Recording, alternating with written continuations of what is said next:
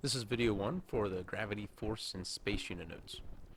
So for this one, the learning goals, I want you to be able to discuss what is weight and how astronauts are weightless. I want you to be able to explain the difference, or the different types of satellite orbits and their uses.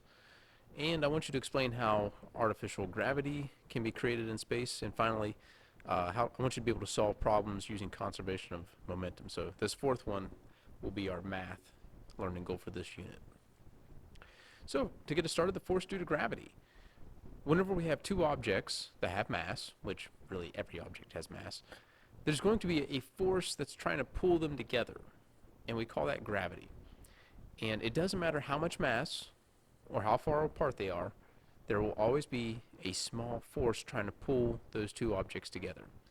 Now, you've never noticed this for small objects. It's very weak. You know, the gravity force is the weakest force in nature. However, the Earth, with all of its mass, is going to exert a greater gravitational force on you that you would feel, and we call that weight. Now, it's actually, gravity is actually a force of attraction, and really that's not too obvious. So, before Newton, it was just assumed that gravity was, that just the natural tendency of objects to move downwards. People really didn't understand that gravity was an attractive force between all objects with mass. So, for the force due to gravity, which we commonly call weight, it's going to depend on location. So, for example, you're going to weigh less when you stand on the moon.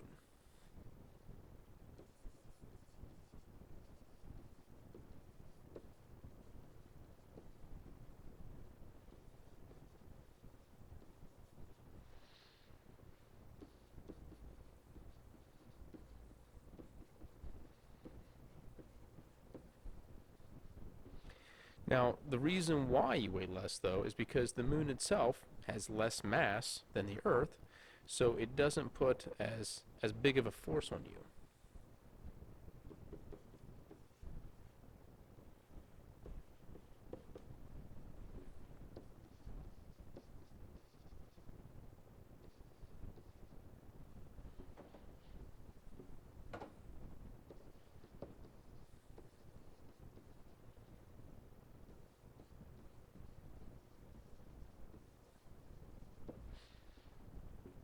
So, to give you some numbers, if you weighed 150 pounds on Earth,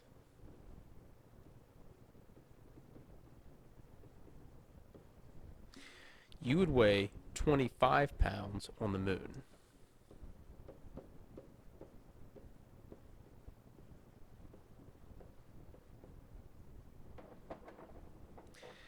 However, even though your weight changes, your mass will be the same. And really it's because you haven't changed a whole lot about your atoms.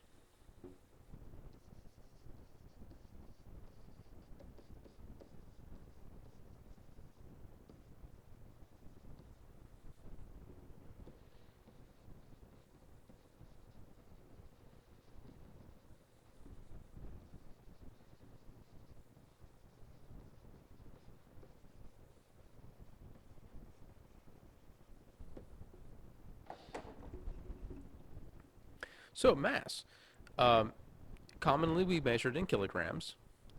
And if you put a kilogram of material, anything, on Earth, the force or the pull of gravity would be 2.2 pounds. So you could say 1 kilogram weighs 2.2 pounds, at least on Earth. Now, the equation that describes this pull of gravity between two objects was discovered by Isaac Newton, and we call it Newton's law of gravity. So if we have, let's say, two big objects like a planet and a moon, so like a big planet and a moon, there will be this force of this planet pulling on this moon with a certain amount of force due to gravity, but at the same time the moon will be pulling back on that planet with the same force. They're the same exact number. So if one number is 2 billion newtons, the other one will be 2 billion newtons. And what Newton discovered was that this force due to gravity is proportional to the product of their masses and inversely proportional to the distance between them squared.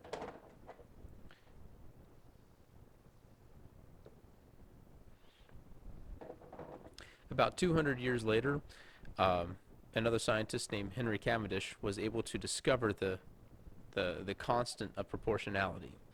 So now we say that the force due to gravity is equal to this capital G, where that capital G is the proportion or the constant of proportionality, and it has a value which is very small.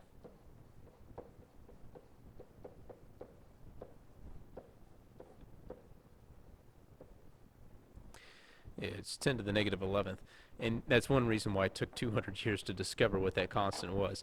Yeah, in Newton's time, we didn't have instruments sensitive enough to measure that. So, in this formula, then, notice that the gravitational force is dependent on the product of the two masses and the inverse of the distance between them squared. We call this an inverse square law.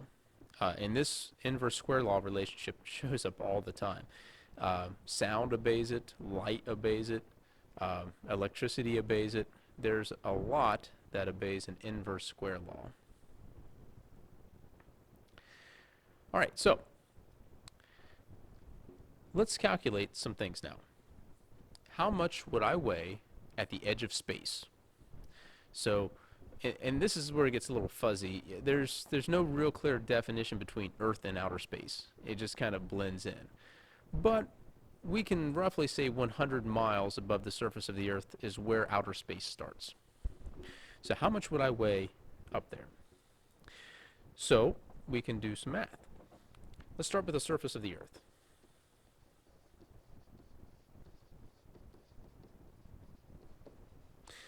So for the surface of the Earth, the distance between you and the Earth would be the radius of the planet.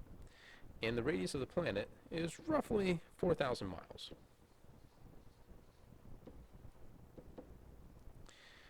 So if I were to do an inverse square law, 1 divided by radius squared, I would get 1 divided by 16 million.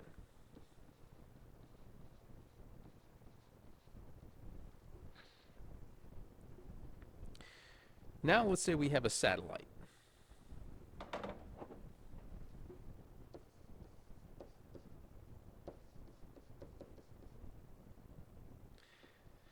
And let's say that satellite is right at the edge of space. So that value for R would be 4,100 miles, because the edge of space is 100 miles.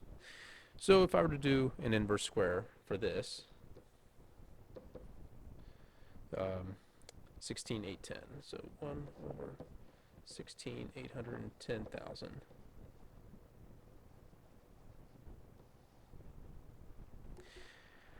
Now I can find the ratio.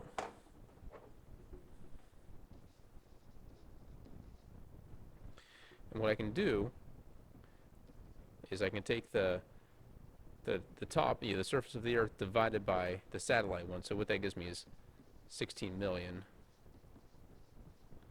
divided by 16.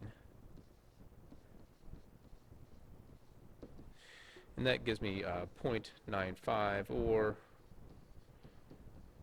95%. So, in other words, what we're saying here, this 95%, what that means is that you would only weigh 5% less than normal at 100 miles above the planet.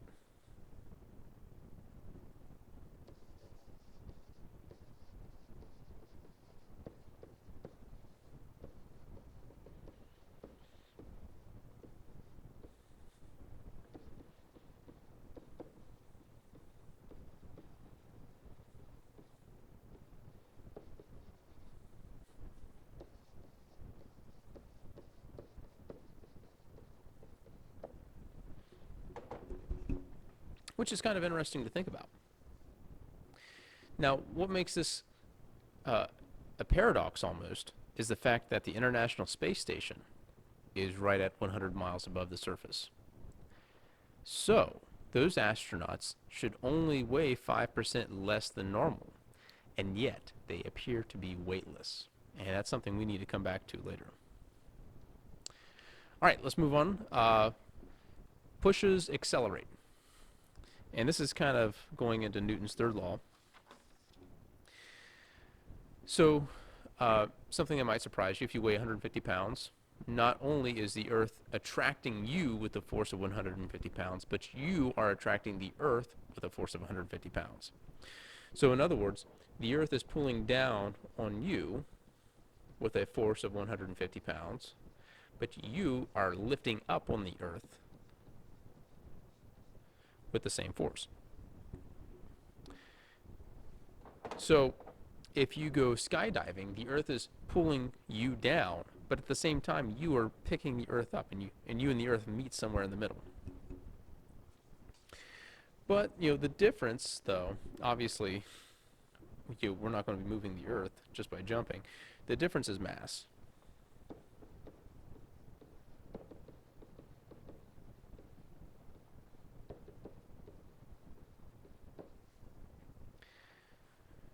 Earth's mass is so large, it will not accelerate as much as you will.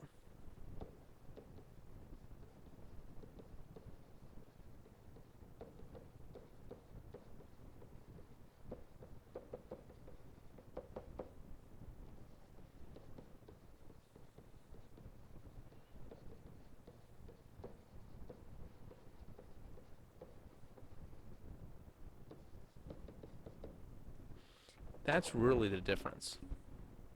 So if we think of it in this way, if you push on someone else's hand, that person will feel your force.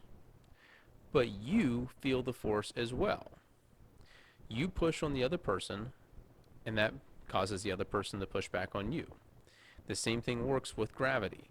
The Earth pulls on you, you pull on the Earth. But the difference again is mass. When you push on that other person, you and that other person really have about the same mass, if you think about it. So that the forces feel the same for both people. You and the Earth do not have the same mass. So you feel the force, the Earth doesn't, because it has such a huge mass. All right. Orbiting. This is where we're going to solve that paradox from a couple minutes earlier. So we have an astronaut in a capsule 100 miles above the surface of the Earth. Remember, that's right at the edge of space. And let's say the astronaut weighs 150 pounds on Earth. We've shown before that the astronaut would weigh 95% of their original weight. So the astronaut would still weigh 142.5 pounds. But when we look at footage of orbiting astronauts, they're weightless. They're moving around in outer space without, they don't feel their own weight. So to understand this paradox, we need to think about how we observe weight. And I would argue that you do not feel your own weight.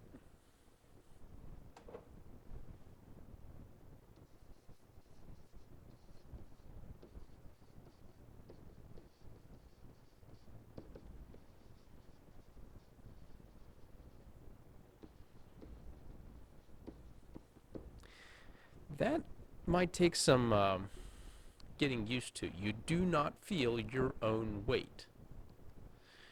And you may be thinking, well, of course I do. Of course I feel my weight. But here's what I'm arguing. You feel the normal force pushing up on you.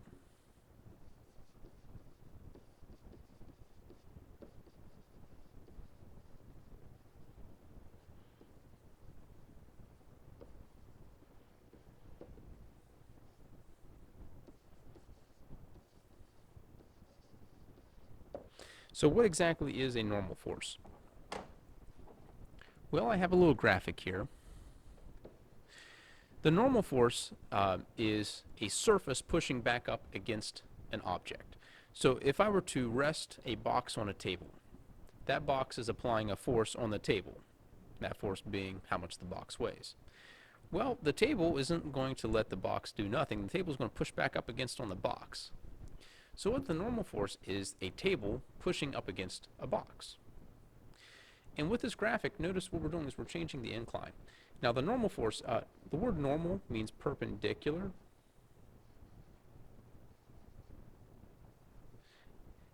And perpendicular, that perpendicular force, notice how it becomes more horizontal as the angle increases.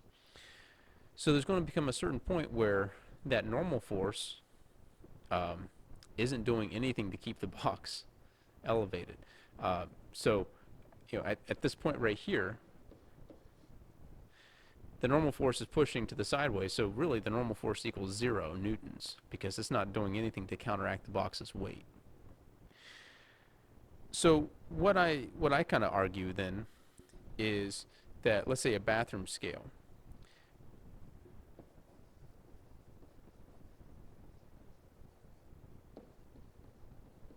When you stand on a bathroom scale, you are pushing down on that scale. The scale is pushing back up against you. So really the bathroom scale is not measuring your weight. It's measuring the normal force.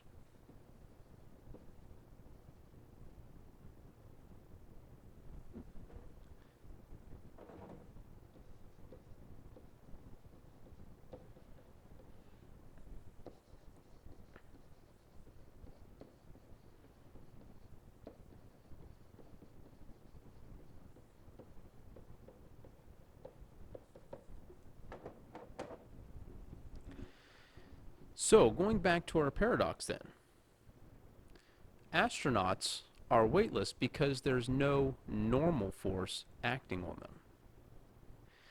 And that's something that we're going to talk about in the next video.